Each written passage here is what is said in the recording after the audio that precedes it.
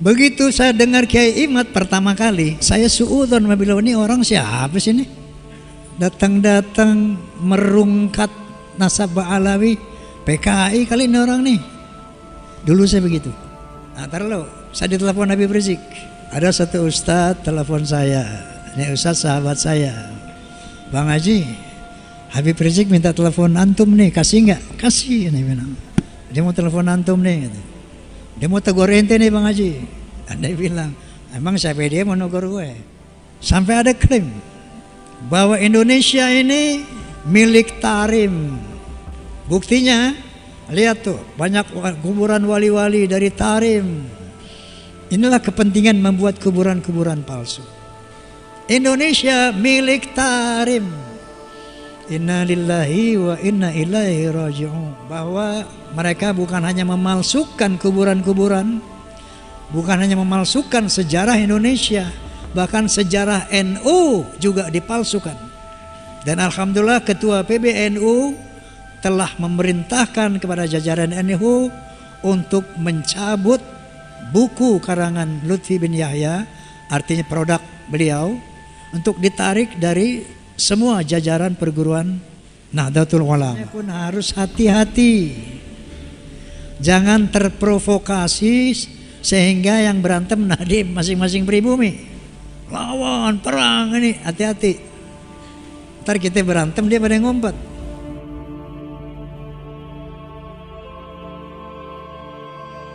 Sekarang ini kita umat Islam Indonesia dihadapkan dengan sebuah permasalahan yang tidak kecil, permasalahan yang besar, yaitu mengenai isu nasab.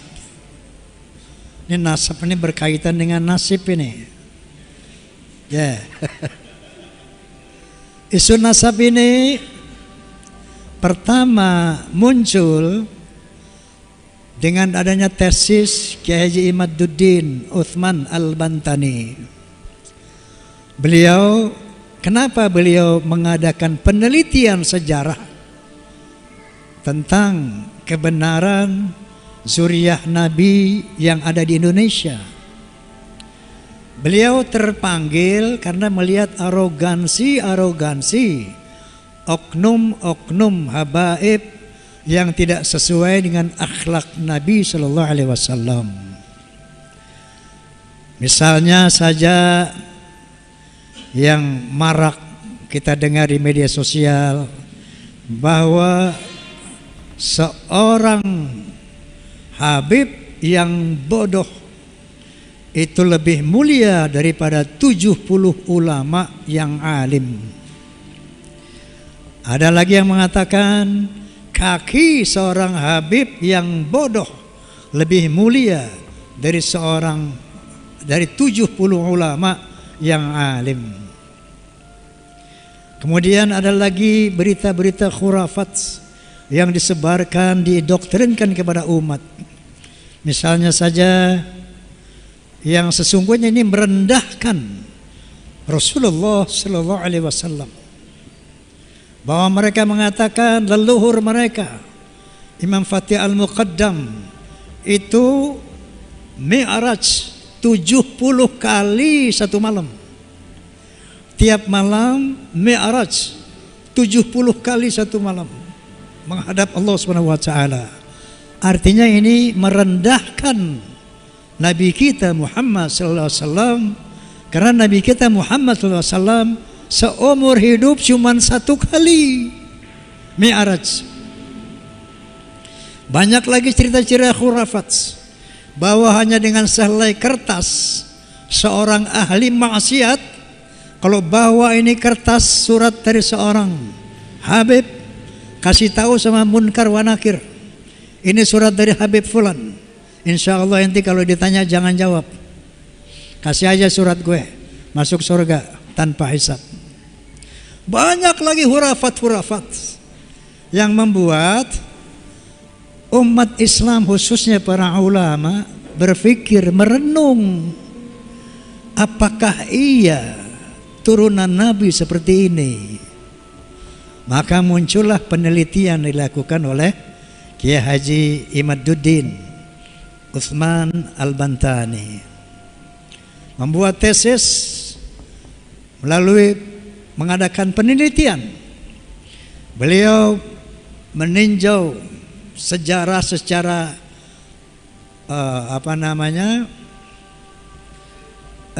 tulisan tangan itu manuskrip. Manuskrip itu sejarah yang berdasarkan tulisan tangan. Itu dari abad ke-4, ke-5, ke-6, ke-7, ke-8, ke-9 awal. Apa yang dicari oleh beliau? Yang bernama Ubaidillah, yang melahirkan Alawi, yang kemudian mengembangkan Bani Alawi, turunan Alawi. Ini yang diselidiki oleh beliau, diteliti oleh beliau. Apakah ada yang namanya Ubaidillah sebagai anak dari Ahmad bin Isa? Maka ditelitilah. Abad ke-4 dilihat cuma 3 anak Ahmad bin Isa, yaitu Muhammad, Ali, dan Husain. Abad ke-5 diteliti lagi, cuma 3 anak Ahmad bin Isa, Muhammad, Ali, dan Husain. Abad ke-6 diteliti lagi sampai 7, 8, 9, cuman ada 3 anaknya Ahmad bin Isa yang notabene adalah turunan Nabi, cucu Nabi. Ternyata baru di abad pertengahan 9 baru muncul itu yang namanya putra keempat dari Ahmad bin Isa yang bernama Ubaidillah. Inilah bahwa diyakini oleh Kiai Haji Imaduddin bahwa Ubaidillah ini dicangkokkan karena tidak terkonfirmasi dari 5 abad ini. Tiba-tiba muncul anak yang keempat dari Ahmad bin Isa adalah Ubaidillah. Nah, kemudian muncullah beberapa analisa dari ulama-ulama yang lain yang membenarkan tesis Kiai Imad. Saya nih muhibin kelas berat. Di sini ada muhibin enggak? Woi, ada muhibin enggak? Kalau ada lewat lo sama gue. Aneh jadi muhibin dari kecil. Ya. Saya muhibin ini dari masih muda udah muhibin. Sampai sekarang umur saya 35 tahun masih muhibin. Berapa umur gue sekarang?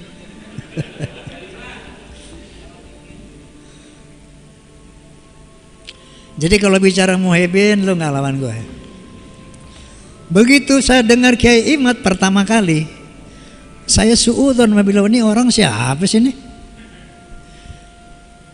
Datang-datang merungkat nasab Alawi, PKI kali ini orang nih. Dulu saya begitu. Karena hal ini 500 tahun nggak pernah ada yang ganggu gugat ini nasab. 500 tahun. Dari abad ke-4, 5, 6, 9 sampai ke-9 nggak ada yang ganggu gugat, nggak ada yang kutak-kutik. Ini siapa orang yang berani-berani kok merungkat, membatalkan nasab Alawi sebagai zuriyah Nabi?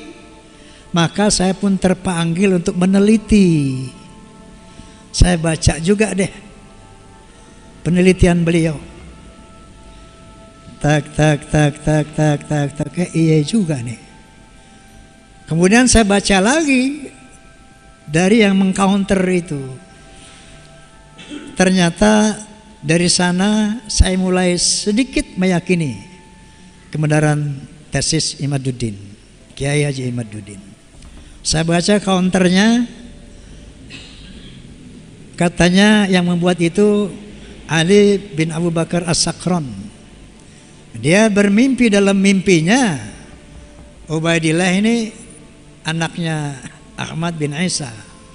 Ubaidillah ini cucu Nabi berdasarkan mimpi. Ini secara hujah akliyah ini kurang bisa dipercaya. Oke, maka saya undanglah yang namanya siapa pertama itu? Gembul, guru Gembul. Tadinya Guru Gembul ini di podcast saya mau bicara tentang kasus Vina yang viral itu. Ya, tahu kasus Vina kan? Tadinya mau ngomong itu, tiba-tiba nyeletuk saya nih, teringat sama Ki Imad. Menurut ente nih Guru Gembul itu nasab Ba'alawi bagaimana menurut antum? Ini saya pertama kali tanya orang di luar Kiai Imaduddin. Kalau menurut beliau nih, kalau saya lihat dari daftar Ba'alawi memang ada kejanggalan-kejanggalan dibilang. Janggalnya bla bla bla bla bla bla bla bla bla. Anda yakin? Saya yakin. Anda sudah lihat? Sudah lihat. Jadi mereka Guru Gembul sudah meninjau. Jadi Ba'alawi susunan nasab itu. Menurut beliau ada beberapa kejanggalan. Dari sana saya tertarik untuk saya ditelepon Habib Rizik.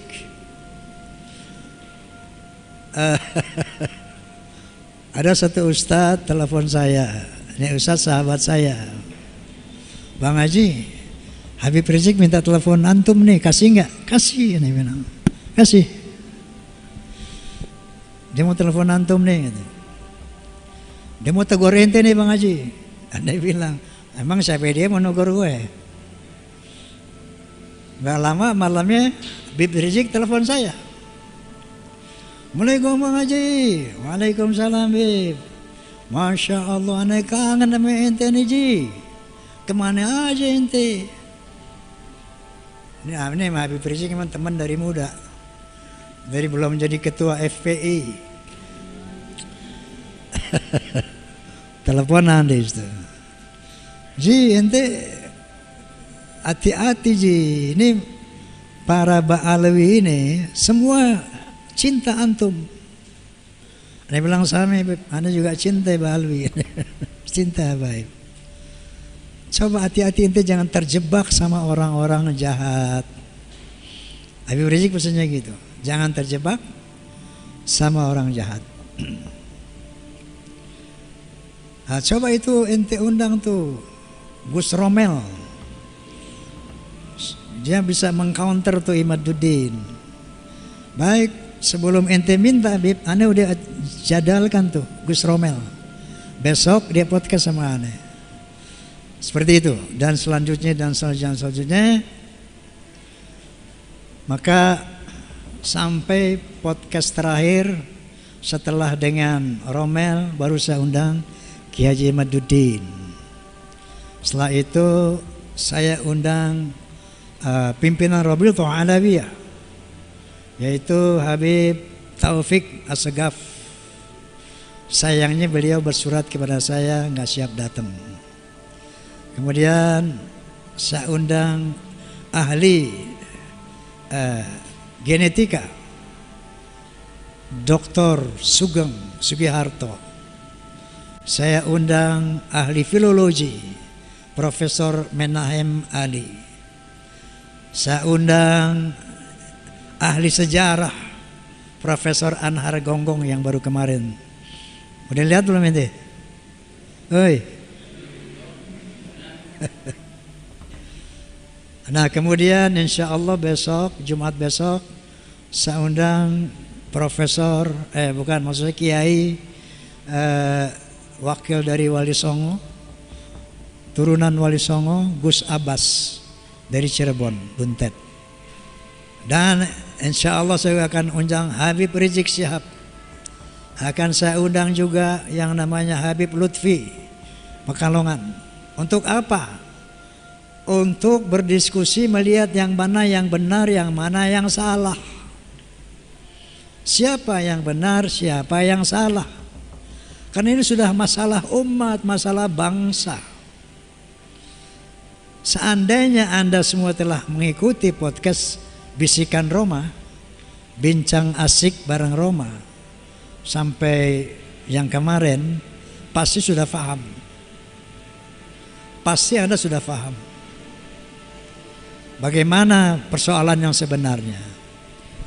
Oke, jadi ketika ada masalah-masalah di kalangan umat Islam, di kalangan bangsa Indonesia, ini kenapa saya katakan penting? Karena ada indikasi-indikasi kaum Ba'alawi ini mau menghegemoni, mau menjajah Republik Indonesia. Contohnya dengan membuat kuburan-kuburan palsu. Banyak sekali kuburan-kuburan palsu dengan nama Habib ini, Habib itu, Habib ini, Habib itu, hampir di seluruh Indonesia, dan sebagian besar sudah dibongkar oleh umat Islam. Dan pemalsuan nama daripada para wali, pemalsuan nama yang sangat viral, yaitu dari Sumo Diningrat yang diklaim sebagai Hasan bin Toha bin Yahya. Ini diteliti oleh para ahli sejarah. Ternyata ini adalah pemalsuan nama-nama, pemalsuan makam-makam. Kemudian ada klaim-klaim bahwa pahlawan nasional di Ponorogo adalah Ba'alawi, Imam Bonjol Ba'alawi, Tengku Umar, Tengku Jijitiro, semuanya Ba'alawi. Maka saya undanglah hasil sejarah Profesor Anhar Gonggong yang menyatakan dengan satu kalimat, bohong. Dibuktikan dengan sejarah-sejarah. Sampai ada klaim bahwa Indonesia ini milik Tarim. Buktinya, lihat tuh, banyak kuburan wali-wali dari Tarim. Inilah kepentingan membuat kuburan-kuburan palsu.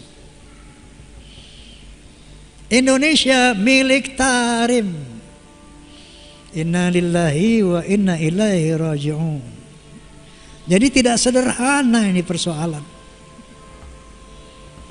Ternyata ini persoalan berat, besar. Makanya saya katakan, qala ta'ala wala udwana illa 'ala zalimin. Tidak ada musuh kecuali buat orang-orang yang zalim. Maka jangan digeneralisir, jangan gebah uyah. Saya yakin sebagian besar Habib-Habib nggak paham ini. Sebagian besar mereka nggak paham. Ada rencana jahat untuk menguasai Indonesia.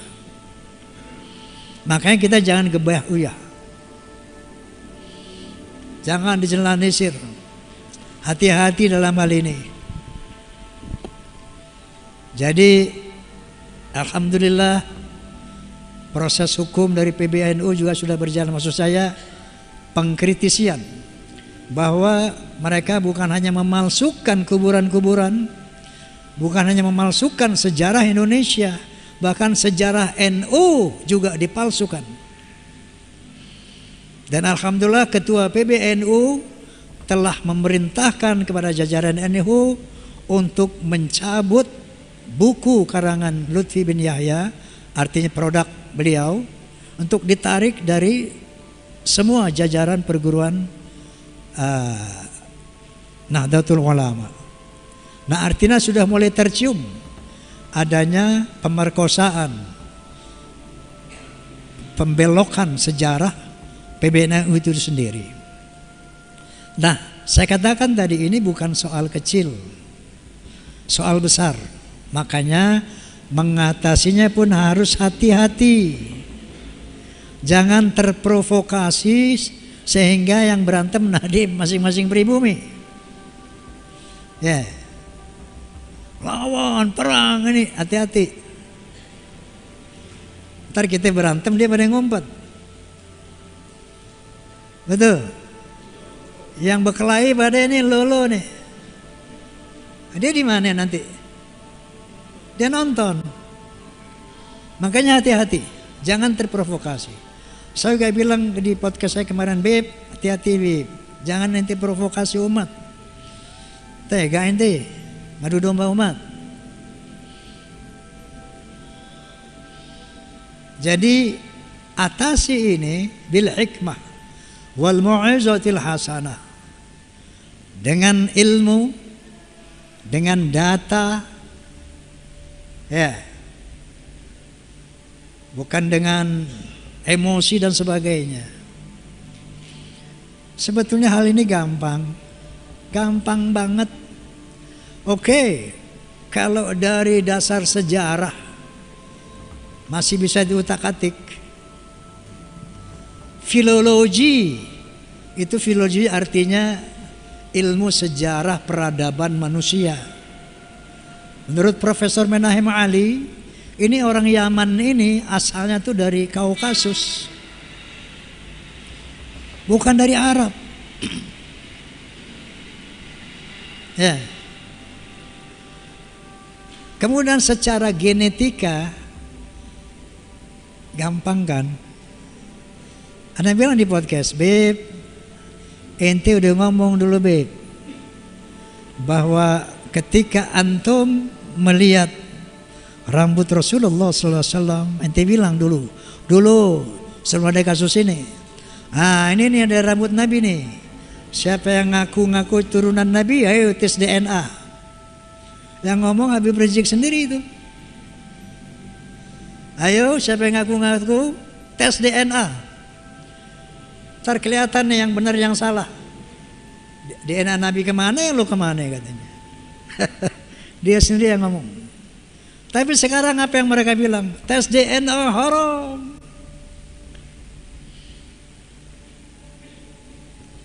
Sampai saya mengeluarkan satu analogi. Qala ta'ala, innama harrama alaikumul maitata wad dama wa lahmal hinjir wa ma uhilla bihi li ghairillah faman ittarra ghayra baghi wa la 'adin fala ithma alaihi innallaha ghafurur rahim.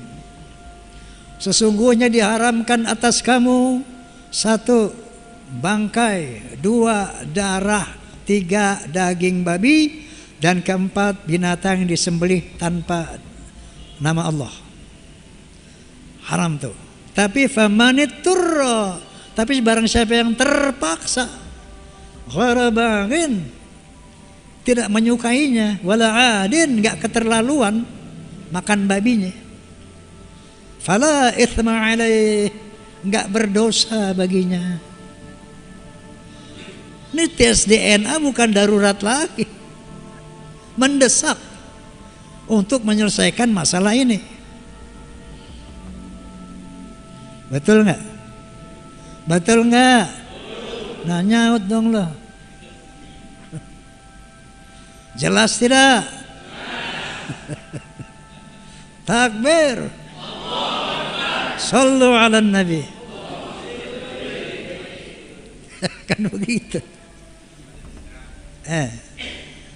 Kalau mereka tujuan hidupnya lillahi ta'ala, inna salati wa nusuki wa mahyaya wa mamati lillah, enggak ada urusan itu nasab.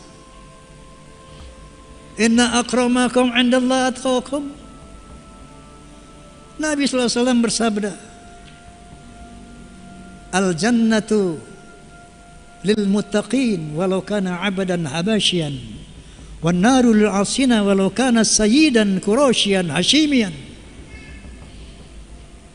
Surga itu buat orang yang bertakwa walaupun dia budak dari bangsa Habsyi. Surga buat orang yang takwa walaupun budak dari bangsa Habsyi sekalipun. Wan naru lil asina walau kana sayyidan quraisyan hashimian. Dan neraka itu buat orang yang maksiat walaupun dia sayyid Quraisy Bani Hashim, masuk neraka kalau nggak takwa. Sampai-sampai Rasulullah sallallahu alaihi wasallam bersabda, "Lau anna Fatimah bint Muhammadin sarqat laqata'tu yadaha." Anaknya sendiri enggak ada privilege, apalagi ente. Jauh banget. Faham? Masya Allah. Jadi kalau memang tujuannya lillahi ta'ala, ada apa yang nasab sih? Oh, nasab saya bukan ini. Oke. Selesai kan?